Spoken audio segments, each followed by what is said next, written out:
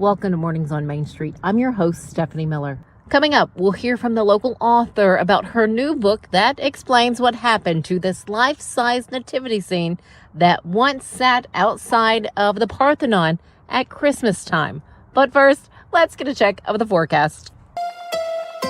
From the Tennessee Valley Weather Channel, this is your weather on Main Street. Well, good Tuesday morning. Taylor Plott here. Quick check on your forecast. Starting here for Tuesday morning, a lot of clouds, maybe a few showers around. Temperatures in the 50s. Showers will continue throughout the day. It won't be overly heavy, overly widespread, and it won't last all day, but at any given moment during the day, you can expect a passing shower or two. Temperatures will be warm, getting up into the 60s for your Tuesday. Tuesday evening, still continuing to see some of those passing showers. That will continue through the overnight hours and going into your Christmas Eve morning. Take a look at your 7-day forecast. Things look like this. Very warm going into your Christmas Eve and Christmas Day with low to mid 70s possible. And those 70s continuing to the weekend before a strong cold front moves through Sunday. That will bring some showers, maybe some thunderstorms as well. 62 Sunday. Some of that could just be during the morning hours. The afternoon might even be cooler than 62. And we're definitely cold starting next week as we'll get back down into the 40s for highs on Monday. If you want the latest in weather conditions, be sure to tune in to our Busy Bee Plumbing Weather Report each weekday on Mornings on Main Street. Brought to you, of course, by Busy Bee Plumbing, Heating and Air Conditioning. We will keep you updated on the latest conditions outside, like severe weather, heat, snow, rain, and even hail.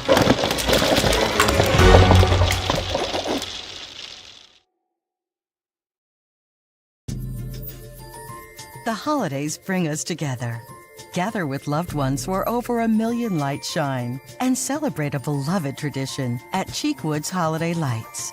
Explore the festive mansion decorated by former White House florist Laura Dowling and wander through a magical wonderland of gardens aglow.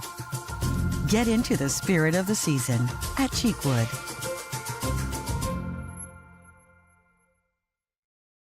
Nashville's Nutcracker, presented by Nashville Ballet, returns to TPAC November 29th through December 28th. This holiday season, audiences will journey with Clara and the Nutcracker Prince through Nashville's history and the land of sweets. Tickets on sale at NashvilleBallet.com. Welcome back to Mornings on Main Street. You know, I mentioned the other day, history is all around us, and what you're looking at now, this is a piece of Nashville history that is no longer around, but you can read all about this nativity scene that took up quite the area outside of the Parthenon here in downtown Nashville. And where you can get the history on this and learn more is in this book right here, Once Upon a Nashville Night, written by L.A. Wilson, and she joins us today. Thank you so much for sharing this. It's my pleasure. What was it like to get all of this information to put in your book? What was that like for you? I mean, you're kind of like a historian. It was loads of fun. I love to do research. I love the library. I really enjoyed meeting all these people and interviewing them. It was like a treasure hunt. For example, the sculptor who made it came over from Italy in 1911. I found the Ellis Island records where they came through. Wow. It was really exciting for me. I still can't get over just how large this nativity scene was back then. And for, I think, that period of time, something that most people hadn't seen before. It was considered the largest in the world at the time. How big? Well, they said it was 275 feet long, and I think 75 feet deep. Incredible. And I loved it as a child. To me, it was huge, it was beautiful, and I never dreamed it wouldn't be here forever. Yeah. But like most things, it wasn't permanent. And I grew up, I forgot about it. And then every year on social media, I would hear rumors about what happened to the nativity scene that used to be here. The last year it was displayed was 1967. And there have been plenty of years for people to dream up ideas. People say it was stolen. It was made illegal. It's hidden in the basement of the Parthenon still. None of these are true. So I decided I wanted to find out what happened to it. And I started doing research, and the more I learned about it, the more I wanted to learn about it. I went to Chicago, I met the grandkids of the sculptor who made it. And after a while, I had a big pile of information, and I decided to make it a book. I'm so glad you did. What just amazes me is this was no small scene. No. Walk us through the nativity scene that people could experience here? Well, it was larger than life size. Some of the angels in it were actually 12 feet tall on 2-foot pedestals, which made them 14 feet. And then they were holding upraised trumpets, so they were 20 feet tall. Just the scale of it, enormous palm trees that were 15 to 20 feet tall. And then wise men, shepherds, animals, the Holy Family. And it was extended, actually not just the length of the Parthenon, but past it on both ends. And you all know how just massive the Parthenon is here. Yes, and it was very brilliantly lit. Many of the people I interviewed said driving down West End when it was lit up at night, you could see it. And I talked to one woman who had an apartment just across West End, and she said my husband and I would crawl out on the roof to look at it. Now that was a view, I bet. Yes.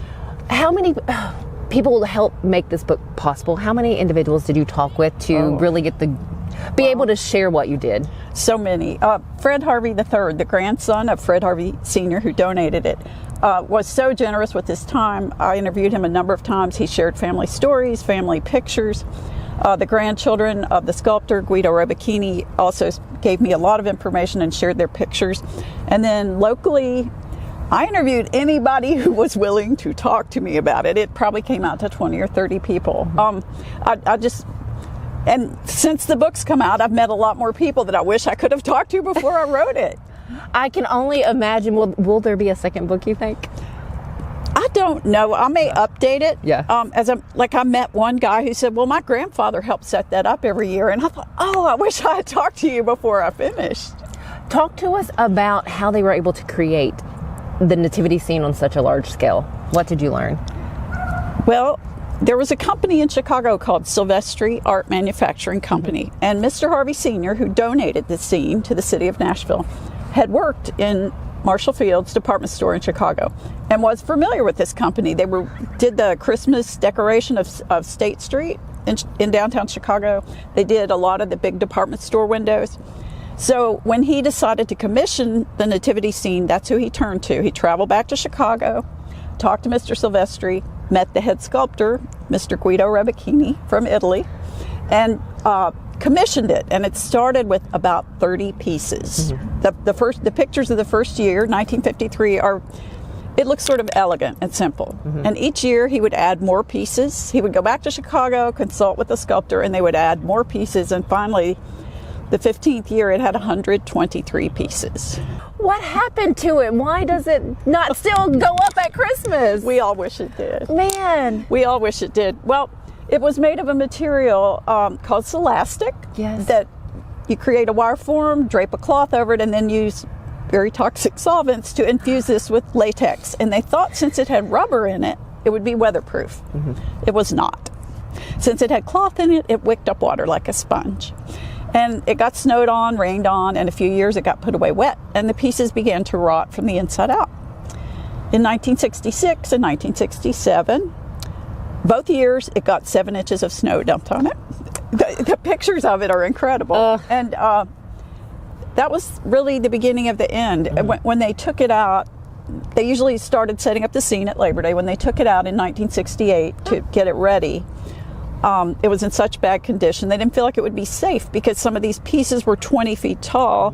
And even though they were fairly lightweight, if the wind picked that up and moved it, nobody would want to be hit by it. Right. So they sold it to an advertising company in Cincinnati, where it was displayed indoors there for 2 years in a mall.